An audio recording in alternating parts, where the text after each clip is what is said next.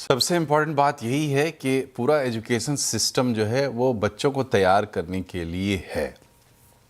कृति ma'am, ये बताइए कि क्या आपको भी ऐसा लगता है कि कुछ ज़्यादा फ्रिक्वेंटली बहुत सारे चेंजेस हम करते हैं?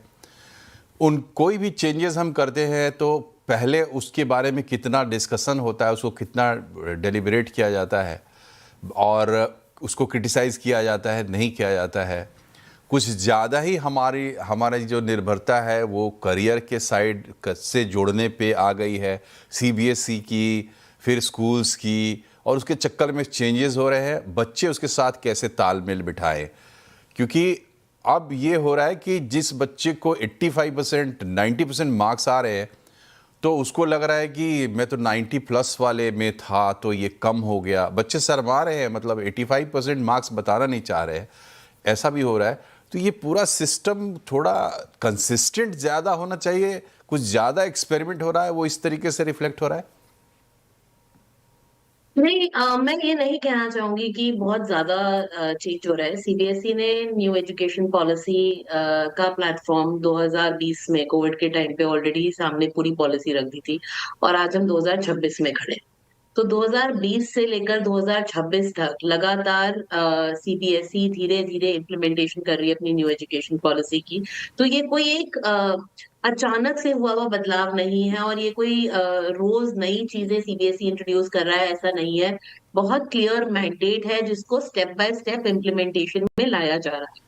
बट कोई भी बदलाव, किसी भी तरीके का बदलाव अपने पेन पॉइंट्स के साथ ही आता है। एंड डेफिनेटली क्योंकि ये बदलाव का टाइम है तो कुछ रुकावटें, कुछ दिक्कतें हम देख सकते हैं।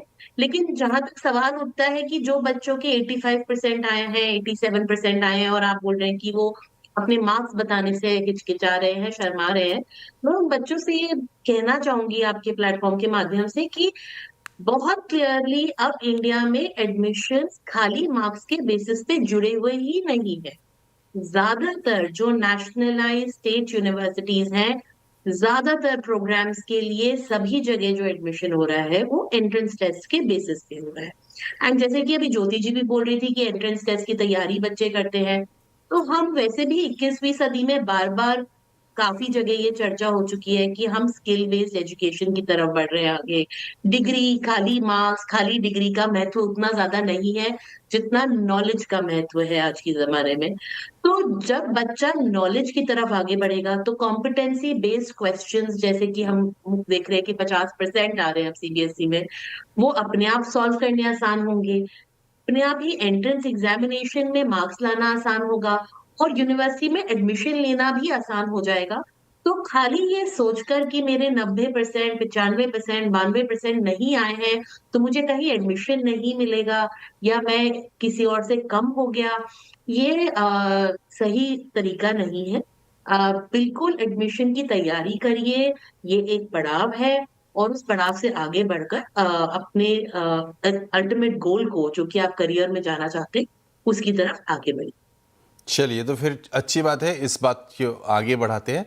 और कृति जी, आपसे ही मेरा सवाल ये है कि आपने कहा कि अब मार्क्स के बेसिस पे सब कुछ नहीं होता, ये ठीक है, एक सेंटेंस की बात है, बच्चे को ये समझाया जा सकता है, कहा जा सकता है। लेकिन बड़ा सवाल ये है कि जो मार्क्स के बेसिस पे कहे या कॉन्फिडेंस होता है, मार्क्स के साथ कॉन्फिडेंस जुड़ा होता है, तो क्या करना चाहिए बच्चों को जिनके बहुत अच्छे नंबर नहीं आते? क्योंकि होता क्या है, आगे फिर आप कॉम्पिटिटिव एग्ज़ाम देंगे, वहाँ भी यही समस्या आती है कि परसेंटाइल इतना नहीं आ पाता है जिससे आपको बेस्ट कॉलेजेस मिल पाएँ। इंजीनियरिंग की बात हो या आजकल क्लैट दे रहे हैं बच्चे, या इस तरह के तमाम जो एंट्रेंस एग्ज़ाम्स होते हैं। तो मेरा सवाल ये है कि एक वाइज रास्ता कैसे चुनना चाहिए और हम अपने होराइजन को बड़ा कैसे कर सकते हैं ताकि कॉन्फिडेंस बना रहे बच्चों का? कृति जी। हाल है ये, और मैं दर्शकों को ये कहना चाहूंगी कि आज हम 21वीं सदी में बैठे हैं। और मैं स्पेशली ये बात पेरेंट्स को और अभिभावकों को बोलना चाहूंगी कि जब हम बड़े हो रहे थे तो हमारे सामने बहुत ही लिमिटेड करियर ऑप्शंस थे। हमको पता था कि हमको इंजीनियरिंग में जाना है या मेडिसिन में जाना है या लॉ कर सकते हैं या सीए कर सकते हैं। बहुत ही कम ऑप्शंस हुआ करते थे, पर आज की तारीख में बहुत सारे करियर ऑप्शंस हैं। 300 साढ़े 300 से ज्यादा करियर्स आज की तारीख में इंडिया में पॉसिबल है, जिसमें बच्चे अपना करियर का चुनाव कर सकते हैं।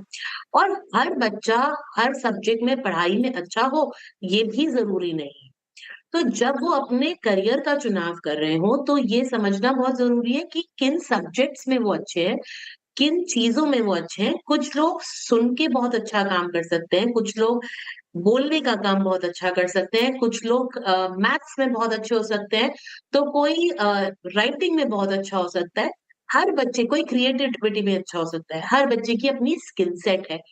और वो जो एग्जामिनेशन, एंट्रेंस एग्जामिनेशन है, वो भी काफी हद तक इन्हीं चीजों से जुड़े हुए हैं कि जिस करियर में जिस स्किल की जरूरत है, उसके हिसाब से उस बच्चे की स्किल को टेस्ट किया जा रहा है।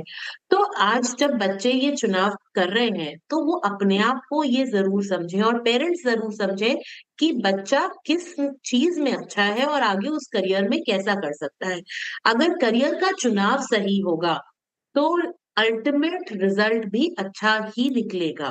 जरूरी नहीं है कि हर बच्चे को खाली इंजीनियरिंग और मेडिसिन और लॉ की तरफ ही जाना पड़े और उसमें नाकामयाबी हासिल होने का चांस हो उनका।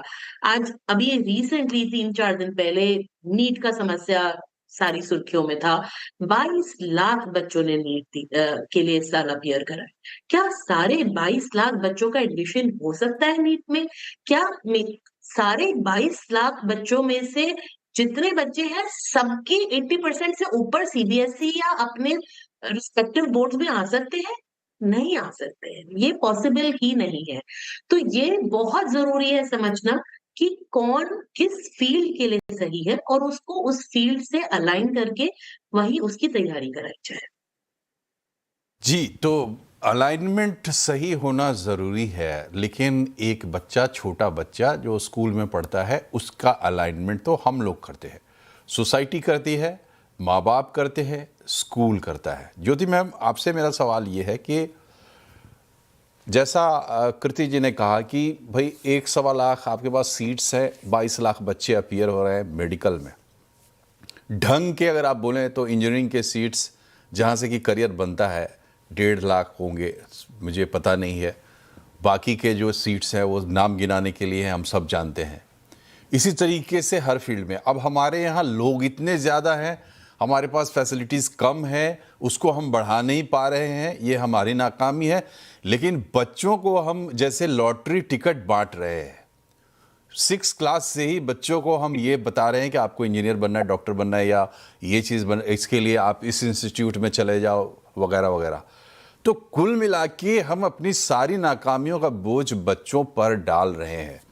ये बात मैं इस वक्त इसलिए कर रहा हूँ क्योंकि जिन बच्चों के नंबर कम आते हैं वो दबाव में आ जाते हैं, और उनको हम सिर्फ एक सेंटेंस बोल के तो सांत्वना नहीं दे सकते, क्योंकि पूरा समय उनका लगा हुआ होता है।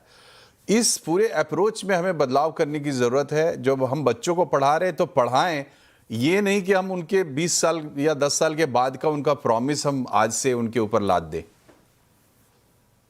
जी, इसमें मैं 2-3 बातें कहना चाहूँगी। पहले तो अभी जैसे कृति जी ने बहुत अच्छे तरीके से समझाया, इन बच्चों के लिए प्रेडिक्टेड है कि ये 7 करियर्स चेंज करेंगे, 7 जॉब्स नहीं, 7 करियर्स चेंज करेंगे।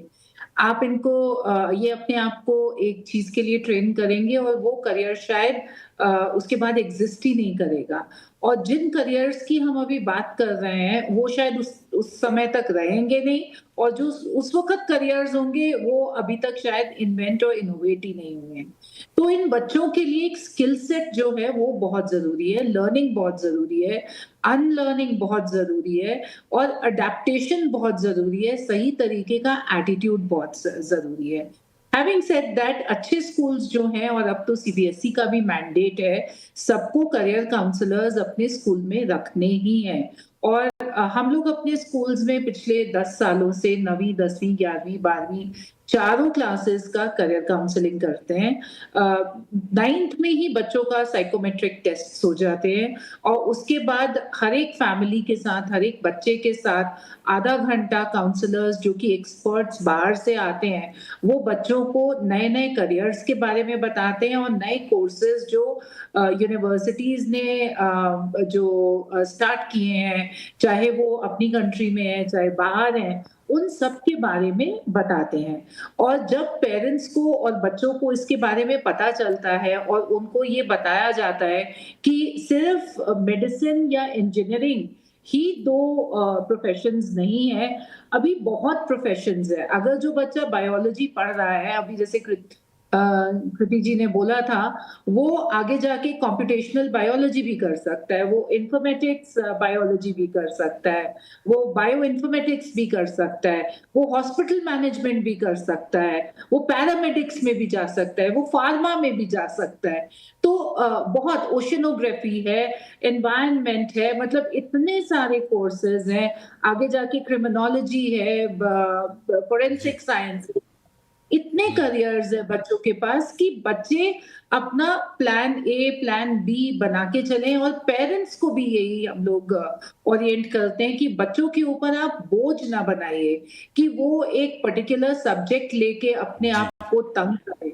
हमें ये समझना होगा कि हमारे देश में जी जितने भी बच्चे पास आउट करते हैं, एक बड़ा दायरा लेकर अगर चलें और थोड़ा उत्साहित कम हो, मतलब बहुत ही अर्ली एज से बच्चों को पे बोझ डालना, फिर आप 12वीं में आकर अगर कोई इस तरह की चीज़ होती है जिसको आपके हिसाब से देखें तो एक्सीडेंट है, मान लीजिए आप मान के चल रहे थे कि 95 प्लस आपके मार्क्स आएंगे, 85 आ गए, तो एक तरीके का एक्सीडेंट है, तब आप शायद नहीं समझा पाएंगे, तो थोड़ा हल्का रखना होगा।